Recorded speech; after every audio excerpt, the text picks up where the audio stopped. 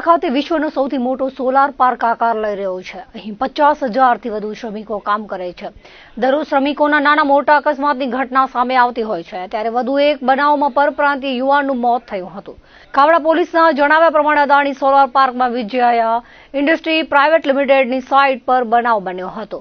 મૂળ પશ્ચિમ બંગાળના 20 વર્ષીય ઈશોફ મોન્ટુ અલી થાંભલાનું કામ કરતા હતા, ત્યારે અચાનક હુંક નીકળી જતા ઉપરથી નીચે પટકાયા હતા, જેથી ગંભીર ઇજાઓના કારણે મોત થયું હતું। ખાવડા પોલીસમાં અકસ્માત મોતનો ગુનો નોંધાયો છે। આ તરફ ભુજ તાલુકાના માધાપર નવાવાસ ખાતે પંકજનગરમાં રહેતા ખીમજી ગરવાકડિયા કામ કરતા હતા। એ દરમિયાન ઉપરથી નીચે પટકાતા ગંભીર ઇજાઓ થવાના કારણે મોત થયું હતું। તાલુકાના કંડેરાઈ ગામની એડવાન્સ સિન્થેટિક કંપનીમાં કામ કરતા મધ્યપ્રદેશના 25 વર્ષીય કેસરસિંહ કેરલા હેમતા રાવતે ફાંસો ખાઈ મોતને વહાલું કર્યું હતું, જેથી પદ્ધર પોલીસે તપાસ હાથ ધરી છે। કચ્છમાં ગમખ્વાર માર્ગ અકસ્માતનો સિલસિલો યથાવત રહ્યો છે। અંજાર સાપેડા હાઈવે રોડ પર શુક્રવારે સવારે હિટ એન્ડ રનનો બનાવ સામે આવ્યો છે, જેમાં નિંગાળના 18 થી 20 વર્ષના બે આહિર યુવાનોના કમકમાટી ભર્યા મોત થયા છે, જેને પગલે અરેરાટી ફેલાઈ ગઈ છે। મળતી માહિતી મુજબ અંજાર સાપેડા હાઈવે રોડ પર રિવેરા ફાર્મ હાઉસની સામે અકસ્માતનો બનાવ બન્યો હતો। નિંગાળ ગામના બે યુવાનો બાઇક પર જતા હતા, ત્યારે પાછળથી કોઈ અજાણ્યા વાહન ચાલકે ટક્કર મારતા ગંભીર ઇજાઓ થઈ હતી। સારવાર મળે તે પહેલા આશાસ્પદ યુવાનોના મોત થતા અરેરાટી ફેલાઈ ગઈ હતી। બંનેને અંજાર સરકારી હોસ્પિટલમાં પીએમ માટે લઈ જવાયા હતા, જ્યાં મોટી સંખ્યામાં પરિવારજનો ગામના આગેવાનો પહોંચી આવ્યા હતા। બનાવને પગલે પૂર્વ રાજ્યમંત્રી વાસણભાઈ આહિર પણ ઘટના સ્થળે પહોંચી આવ્યા હતા। હતભાગી નિંગાળ ગામના શ્યામ તુલસીભાઈ બરારિયા અને પારસ ચંદુભાઈ બરારિયા હોવાનું જાણવા મળ્યું છે। આ બનાવની જાણ થતાં સમગ્ર આહિર પટ્ટીમાં શોક ફેલાઈ ગયો છે।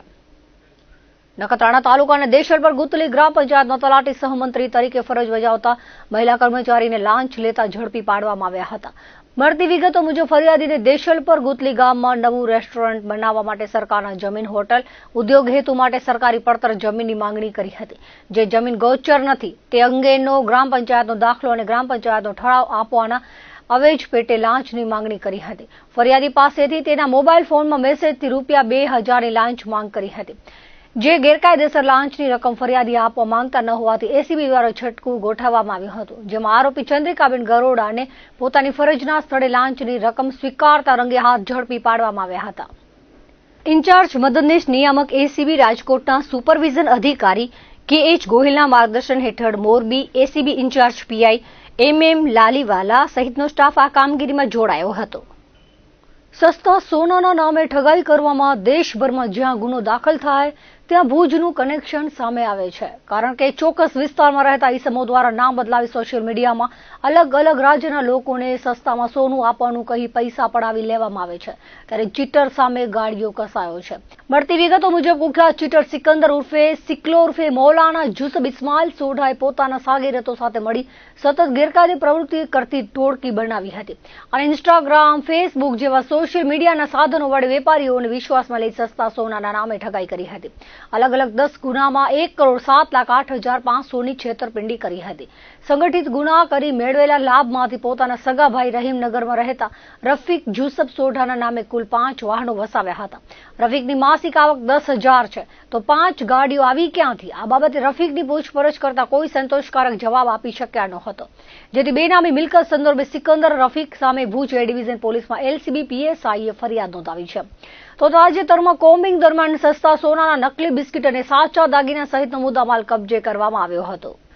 રાજ્યમાં અસામાજિક તત્વોની યાદી બનાવી ગેરકાયદે મકાન, વીજ કનેક્શન કાપી કડક કાર્યવાહીની સૂચના અપાઈ છે, જે અન્વયે શિકારપુરમાં માથાભારે શખ્સનું મકાન તોડી પાડવામાં આવ્યું હતું, જે બાદ અંજાર પોલીસ દ્વારા વહીવટી તંત્રને સાથે રાખી વરસામેડીમાં બુટલેગરે બનાવેલું મકાન તોડી પાડવામાં આવ્યું હતું।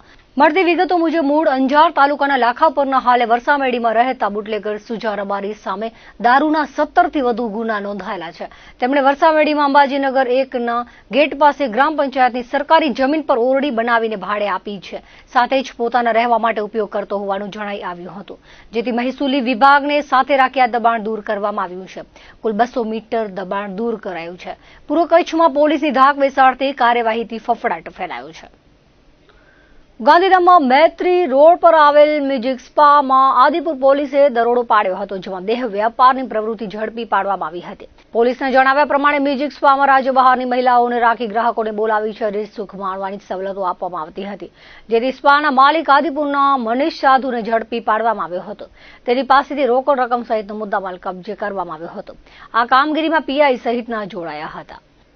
ભચાઉ તાલુકાના જૂના કટારિયા સીમમાં આવેલી પવનચક્કીના દરવાજાનો લોક તોડી પવનચક્કીમાંથી અલગ અલગ સાઇઝના કોપર વાયરની ચોરી કરાઈ હતી, જે બાબતે લાકડીયા પોલીસમાં ફરિયાદ નોંધાવાઈ હતી, જેમાં આરોપીઓને ઝડપી પાડવામાં આવ્યા હતા. શિકારપુરમાં રહેતા અલ્તાફ સમા, અકબર શાહ ઉર્ફે અતુલ શેખ, સુલતાન સમા, ઇકબાલ ઉર્ફે ભાણો સમા અને કાયદાના સંઘર્ષમાં આવેલ કિશોરને ઝડપી લેવાયો હતો.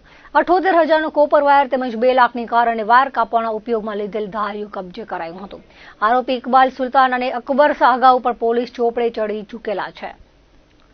એક તરફ શહેરમાં ખરાબ રસ્તા, ઉનાળાને ધ્યાને રાખી પાણી, સફાઈ, ગટર સહિતના પ્રશ્નોની ભરમાર છે. નગરપાલિકા નવી સુવિધા ઉપલબ્ધ કરાવી શકી નથી અને હયાત સુવિધા જાળવવામાં પણ ફાંફા પડે છે. તેવામાં અઠવાડિયામાં નગરપાલિકાએ ભુજના ટાઉન હોલમાં બીજી ખાસ સભા બોલાવી હતી. નવાઈની વાત એ છે કે લોકોના પ્રશ્નો સાંભળવાને બદલે શાસકો પોતાની વાત રજૂ કરી ચાલતી પકડી લે છે, જેના કારણે ભુજમાં ભાજપ શાસિત નગરપાલિકાના બદલે અંગ્રેજ રાજ હોય તેવી અનુભૂતિ થઈ રહી છે. ગત ગુરુવારે નગરપાલિકાએ ત્રિમાસિક હિસાબો અને બજેટની મંજૂરી માટે સભા બોલાવી હતી અને વિપક્ષે લોક પ્રશ્ન ઉપાડતા સામાન્ય સભા આટોપી નેતાઓએ ચાલતી પકડી લીધી હતી. જે બાદ શુક્રવારે ભુજ નગરપાલિકાએ ખાસ સામાન્ય સભા બોલાવી હતી. દેશમાં એક રાષ્ટ્ર એક ચૂંટણીને સમર્થન આપવા માટે આ સભા બોલાવાઈ હતી. જોકે લોકોના પ્રશ્નો ઉકેલાતા ન હોવાથી વિપક્ષે આ સભાનો બહિષ્કાર કરી પાલિકાના શાસકોએ પહેલા લોક ફરિયાદનું નિવારણ લાવવું જોઈએ તેવો મત વ્યક્ત કર્યો હતો. ટાઉન હોલમાં નગરપાલિકાના પ્રમુખ રશ્મિબેન સોલંકીના અધ્યક્ષસ્થાને મળેલી સામાન્ય સભામાં એક રાષ્ટ્ર એક ચૂંટણીના સમર્થનમાં પ્રસ્તાવ રાખવામાં આવ્યો હતો.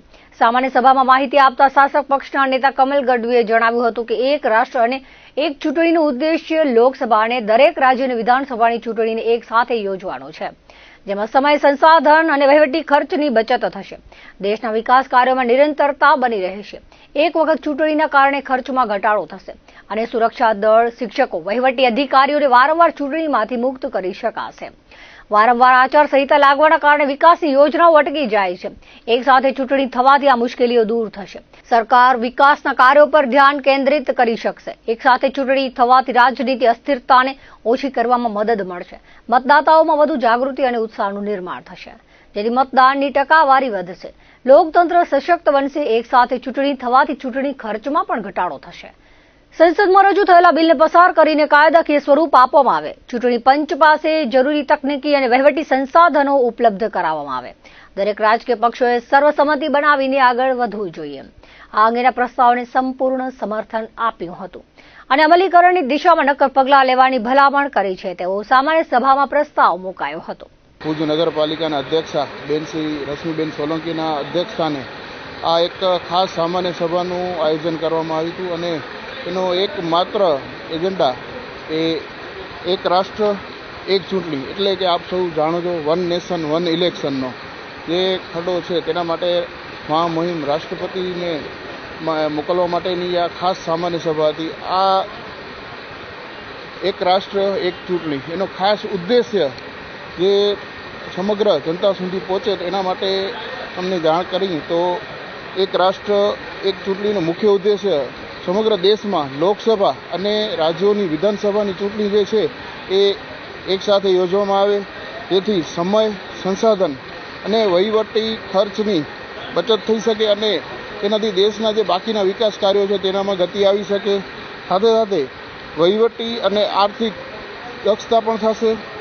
વારંવાર ચૂંટણી કરવામાં ભારે વહીવટી ખર્ચ અને સંસાધનોની બરબાદી થાય છે. એકસાથે ચૂંટણીથી ખર્ચમાં ભારે ઘટાડો થશે.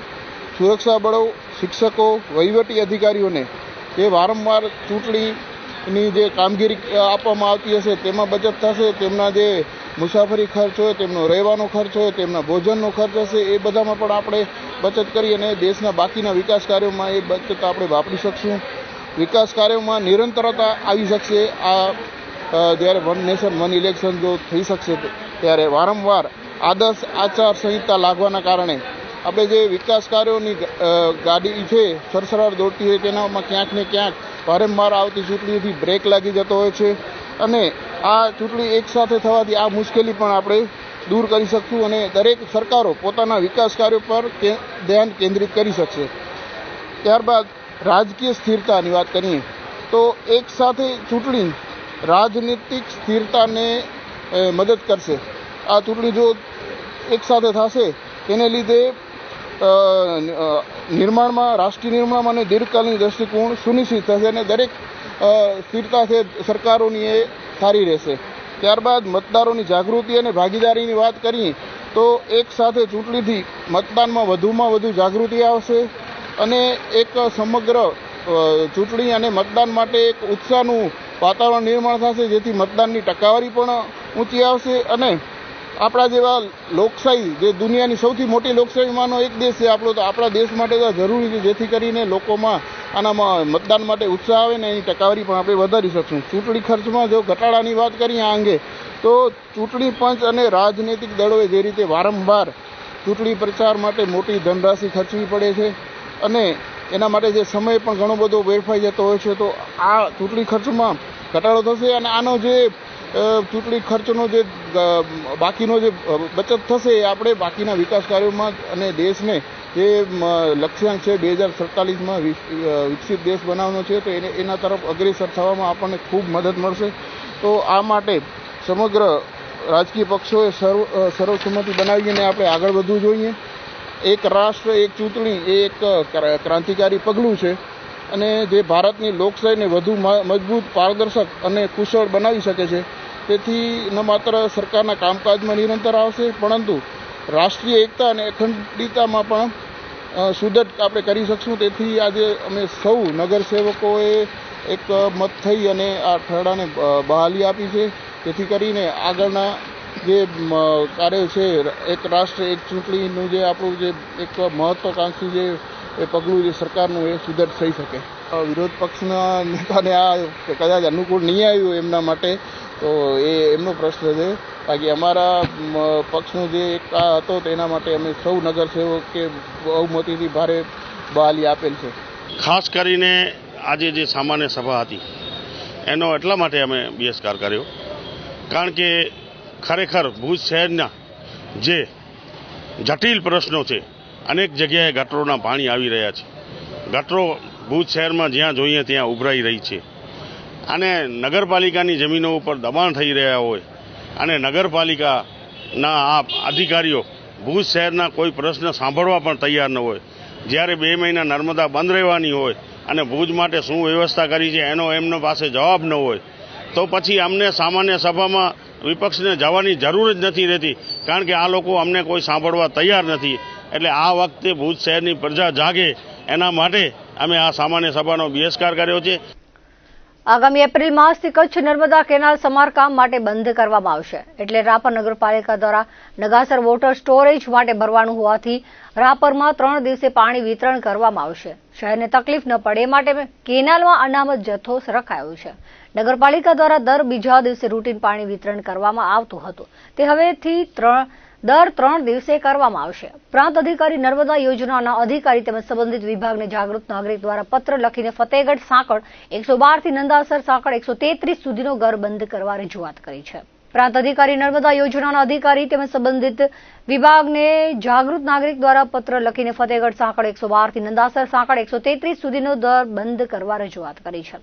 ખેડૂતો દ્વારા નાખવામાં આવેલા બકનાળા પોલીસ બંદોબસ્ત વચ્ચે કાઢી નાખવામાં આવે તેવી માંગ કરી હતી. પાણી પુરવઠા બોર્ડ દ્વારા આપવામાં આવતું પાણી એક વખત અને રિઝર્વ જથ્થામાંથી અને નગાસર સ્ટોરેજમાંથી એક વખત વિતરણ કરવામાં આવી શકે તેમ છે. આ દર બંધ થાય તો રાપર શહેરને પીવાના પાણી માટે 3 મહિના સુધી કોઈ તકલીફ નહીં પડે એવું આયોજન કરવું જરૂરી છે. આ વિસ્તારમાં કોઈ ખેડૂત કે વ્યક્તિઓ અન્ય માટે બકનળી દ્વારા પાણી ન લઈ જાય તે જરૂરી છે. માટે આ કેનાલ સુધીમાં આવતી બકનળી તેમજ દર બંધ કરી દેવામાં આવે તે જરૂરી છે. જો આ બંધ નહીં થાય તો રાપર શહેર અને ગ્રામ્ય વિસ્તારોમાં પીવાના પાણીની ગંભીર કટોકટી સર્જાઈ શકે તેમ છે.